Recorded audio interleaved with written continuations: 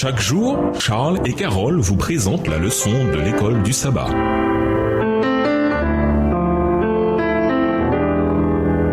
Bienvenue dans votre émission. Dieu nous parle. Nous voilà à la leçon de jeudi, un prince victorieux. Le personnage le plus remarquable dans le livre de Daniel est celui appelé initialement Fils de l'homme, Daniel 7, le verset 13, ou prince de l'armée, Daniel 8, le verset 11. Finalement, nous apprenons que son nom est Michel, Daniel 10, le verset 12, ce qui signifie qui est semblable à Dieu. Il vient pour aider Gabriel dans le conflit avec le roi de Perse, Daniel 10, le verset 13. L'ange parle de cet être céleste comme étant Michel, votre prince, Daniel 10, le verset 21, c'est-à-dire le prince du peuple de Dieu. Michel apparaît plus tard dans le livre de Daniel comme celui qui se bat pour le peuple de Dieu. Daniel 12, verset 1. D'après Jude 9, nous apprenons que Michel, aussi appelé archange, combat Satan et ressuscite Moïse. Apocalypse 12, verset 7 révèle que Michel est le chef de l'armée céleste qui remporte la victoire contre Satan et ses anges déchus. Ainsi, Michel n'est autre que Jésus-Christ. Tout comme l'Empire perse a un commandant suprême, une force spirituelle qui se tient derrière son chef humain, de la même manière, le peuple de Dieu a Michel, son commandant en chef,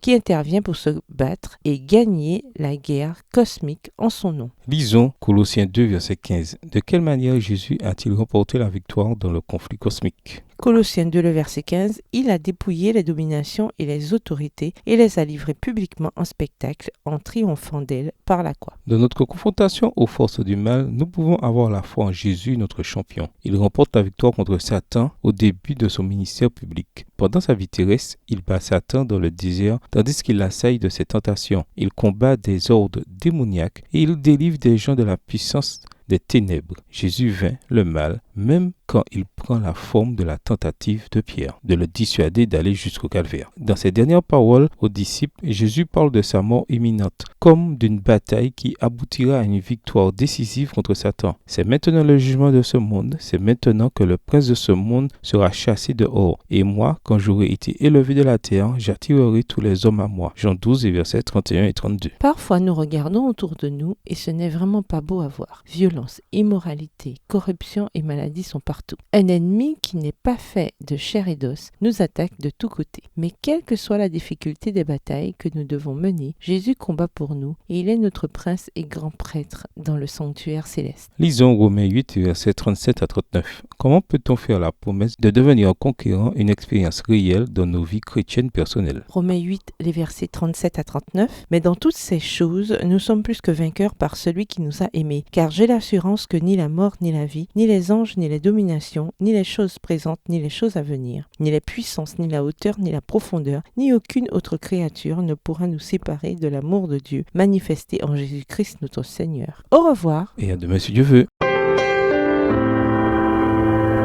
Dieu nous parle.